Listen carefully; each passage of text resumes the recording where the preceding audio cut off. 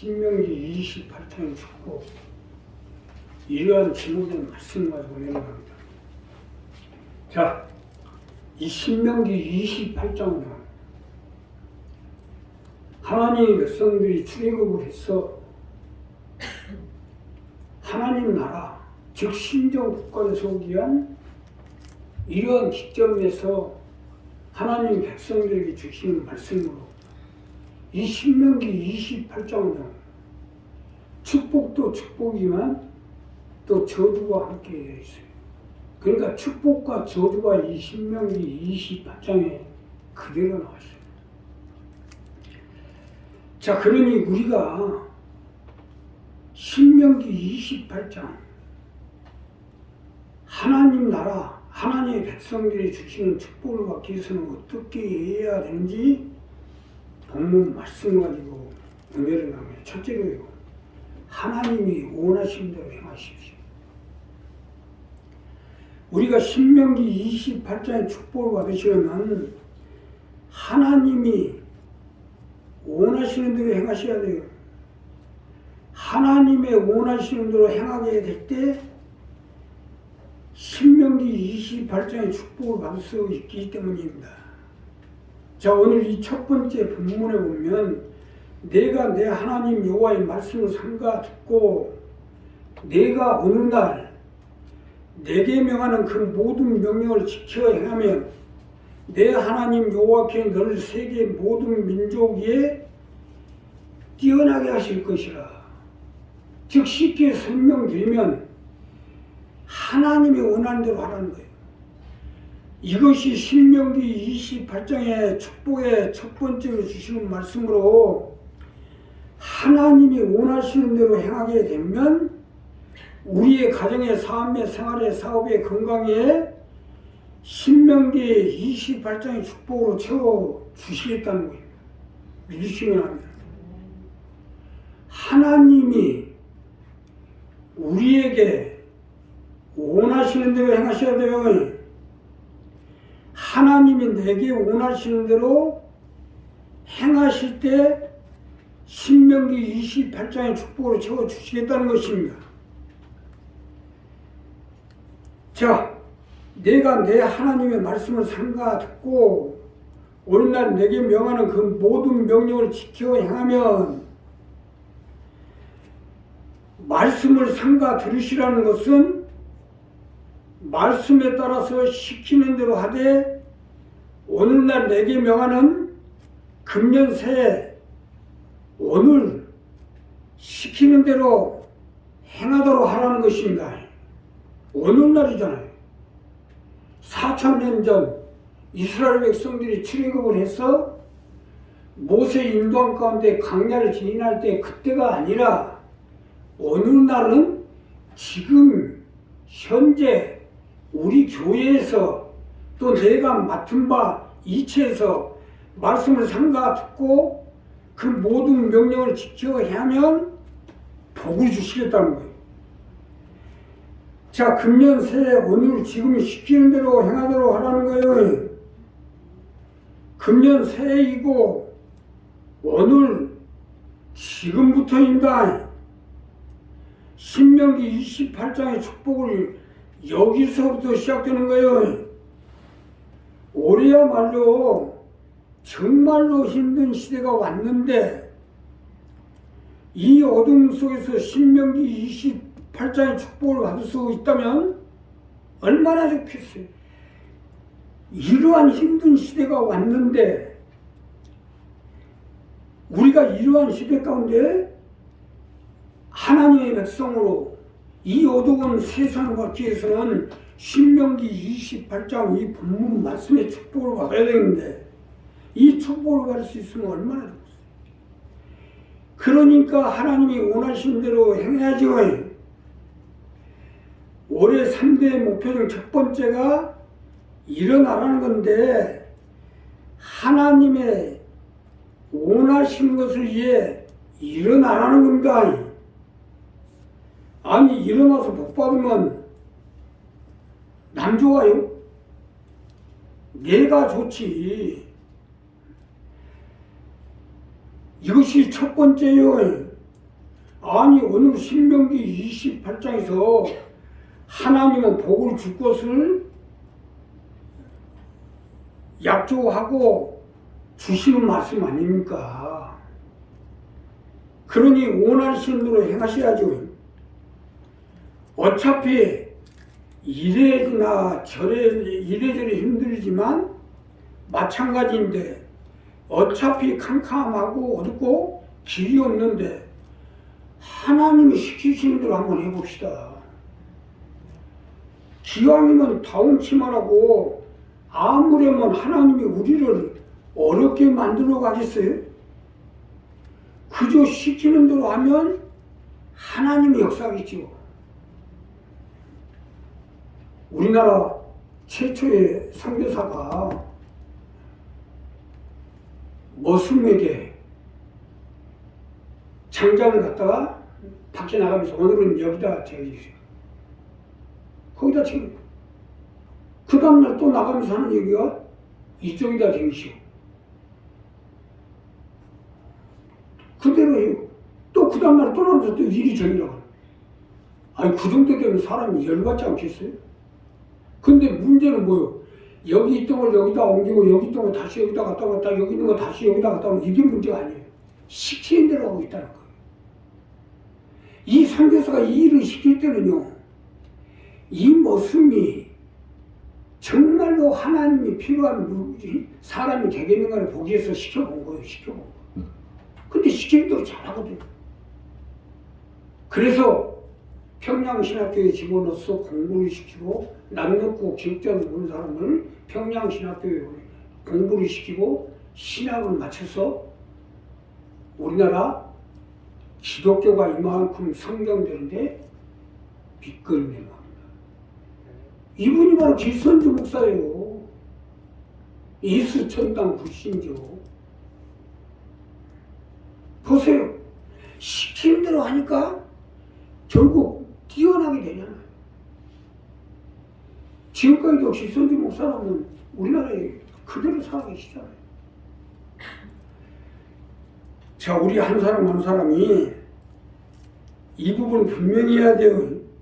이 신명기 28장 1절부터 13절의 말씀은 축복인데 14절부터 19절까지에 보면 역으로 신명기 28장에 저주를 받으라는 거예요.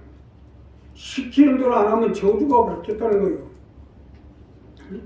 자, 금년 한 해가 축복을 받냐 저주를 받냐 하는 것은 오늘날 이 시간부터 우리 행동에 달려 있어요. 자, 그러니 괜히 잘난 차다가 저주를 받아 망쳐들지 말고 복을 받아. 나도 살고 내 가족도 살고 내 건강, 내 삶, 내 사업에 복을 받으면 얼마나 좋겠어요. 내가 복을 받아 교회도 밑거리 내고 세상에도 도움이 되면 얼마나 좋은 일이에요. 자, 그러니 괜히 인간적인 아집을 가지고 고집을 가지고 인간적인 생각을 가지고 이랬다 저랬다 하지 말고 그냥 하나님이 내게 시키시는 대로 하시죠. 오늘날 지금 이 시간 이후부터입니다. 하나님이 시키는 대로 하면 아니 남 놓고 기억자도 모르는 모습이 어떻게 지금까지도 그 이름이 살아있는 길선주 목사가 되겠냐. 그러니까 우리가 하나님들이 시키시는 대로 하면 하나님 우리에게 복을 주셔서 들어가나 나가나 앉으나 서나 복을 주시고 내 떡반죽과 소생과 내 강준에 복을 주셔서 일어나서 빛을 발할 수 있도록 함께 해주실 것입니다. 두 번째는요. 하나님의 순종하십시오. 우리가 신명기 28장의 축복을 받으시면 하나님의 말씀에 순종하셔야 돼요. 하나님의 말씀에 순종할 때 신명기 28장의 축복을 받을 수가 있기 때문이에요.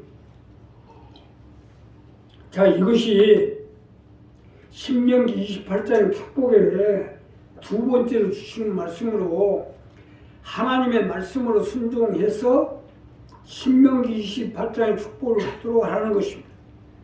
내가 내 하나님 여호와의 말씀을 순종하면 이 모든 복이 내게 임하고 내게 미치느니 성읍에서도 들에서도 복을 받고 내 몸의 소산과 내 토지의 소산과 내 짐승의 새끼와 우양의 새끼가 복을 받을 것이며 내 강주리와 뚝받침 그릇이 복을 받을 것이며 내가 들어와도 나가도 복을 받고 나가도 복을 받을 것이며 저 하나님의 말씀에 순종하면 이 모든 복을 내게 미치도록 함께 해주시고 역사해 주시겠다는 겁니다. 하나님이 우리가 하나님의 말씀에 순종을 할 때 하나님이 우리와 함께 해주시고 역사해 주시게 돼 있어요. 하나님은 이스라엘 백성들에게 그 아들 예수 그리스도를 통해서 죽음과 파멸 속에서 자비를 베풀어 구원의 길을 열고자 이스라엘 백성들에게 신명기 28장의 축복을 주시고 복을 받을 수 있는 길을 마련하신 것입니다. 단 조건은 뭐예요? 하나님의 말씀에 순종할 때 우리에게 용서와 긍휼을 베풀어 주어서 신명기 28장의 축복을 내려주시겠다는 거예요. 내가 내 하나님 여호와의 말씀을 삼가 듣고 순종하면 이 모든 복이 내게 임하여 내게 미치는 일이잖아요. 내가 내 하나님 여호와의 말씀을 받아들이고 순종할 때 이 모든 복이 내게 미치게 되리라는 말씀입니다. 여기서 중요한 것은 말씀에 순종할 때 이 모든 복을 받게 될 거라는 말씀입니다. 말씀을 받아들여야죠. 믿음은 들음에서 난다고 말씀을 듣고 말씀을 받아들이고 이것을 내가 순종으로 행하게 되면 하나님 축복을 주시겠다는 말씀 아닙니까? 그러니 하나님의 말씀에 순종하게 될 때 이 모든 복을 주시겠다는 겁니다. 그러니 하나님 말씀에 순종해야죠. 아니 술 살려주고 복을 주겠다고 하는데 순종만 하라는 말씀 아닙니까? 이게 얼마나 감사한 일입니까? 이것은 이스라엘 백성들한테만 적용되는 게 아니라 이방인이 우리에게도 적용됩니다. 세상에 이런 복이 어디 있어요? 이것도 어떻게 보면 아브라함이 하나님께 순종을 했기 때문에 아브라함 때문에 신명기 28장의 복이 우리한테도 온 거예요. 우리가 이쁘고 잘나서 준 거 아닙니다. 말씀에 순종하고 말씀을 받아들이고 순종할 때 주겠다는 것은 우리가 이쁘고 잘나고 멋있어서 준 게 아니다 이거예요. 아브라함의 복이 아브라함이 하나님 앞에 순종을 했기 때문에 아브라함을 하나님 축복을 하게 됐고 이 아브라함이 주신 축복이 이 신명기 28장을 통해서 이스라엘 백성들 또 이방인 우리에게도 그 복이 미치게 돼서 복을 주시겠다는 겁니다.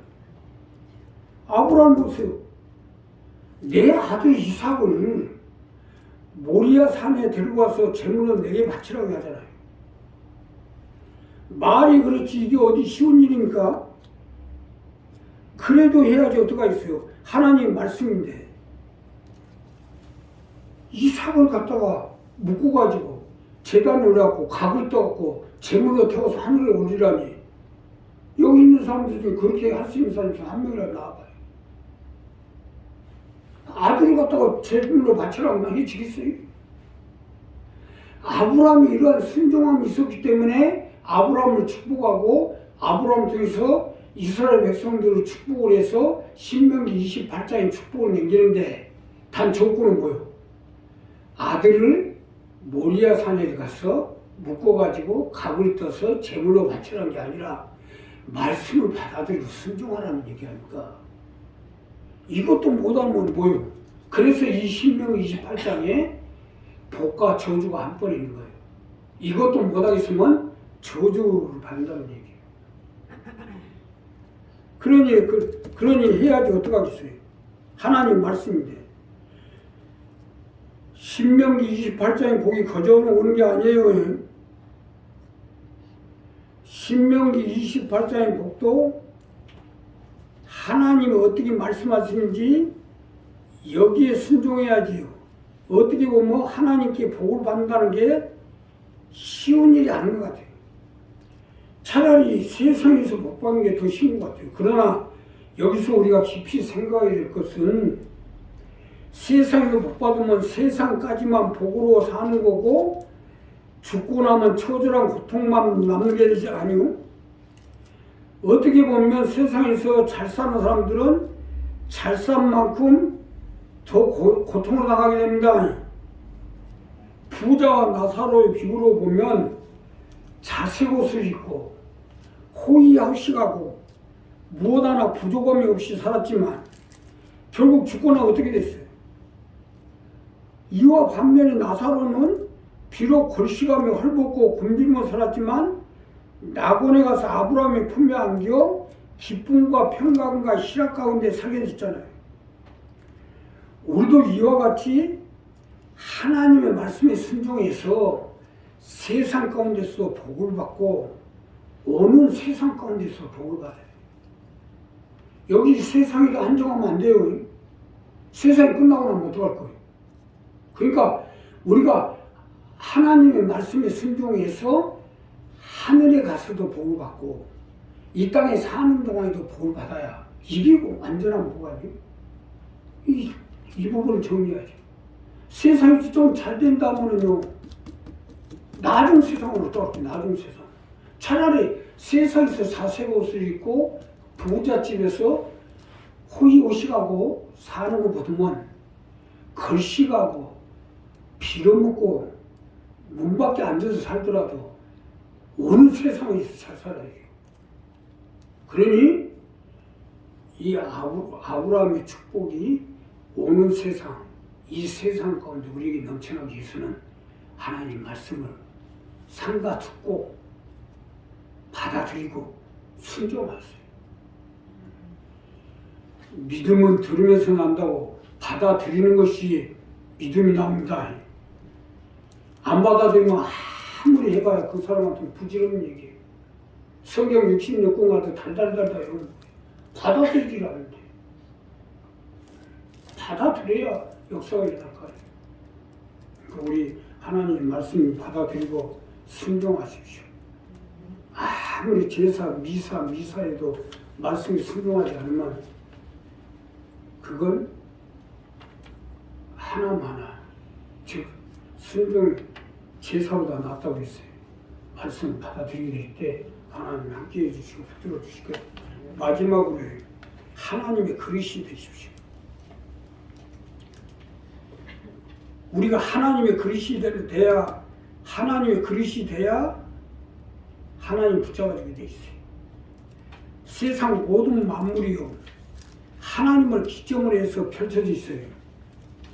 해바라기가 됐든 꿀벌이 됐든 나비가 됐든 개미가 됐든 하다못해 물속에 사는 물고기들도 다 하나님을 기점으로 해서 살아나가고 있는 것입니다. 자, 이러니 만물의 영장이 사람이야말로 말할 필요도 없는 것이고 더군다나 예수 믿는 사람들, 특별히 우리 식구들은 두 말은 잔소리 아니겠어요? 내 대적들이 일어나 너를 치료하면 여호와께 그들은 내 앞에서 패하게 하시니 그들이 한 길로 너를 치러 들어왔으나 내 앞에 일곱 길로 도망가리라. 여호와께서 명하사 내 창고와 내 산으로 하는 모든 일에 복을 내리시고 내 하나님 여호와께 내게 주시는 땅에서 내게 복을 주시며 내가 내 하나님의 말씀 명령을 지켜 그리려면 여호와께 내게 명령하신 대로 너를 세워 자기 성민이 되게 하시니 너를 여호와를 일컬으면 세계 만민이 보고 너를 두려워하리라.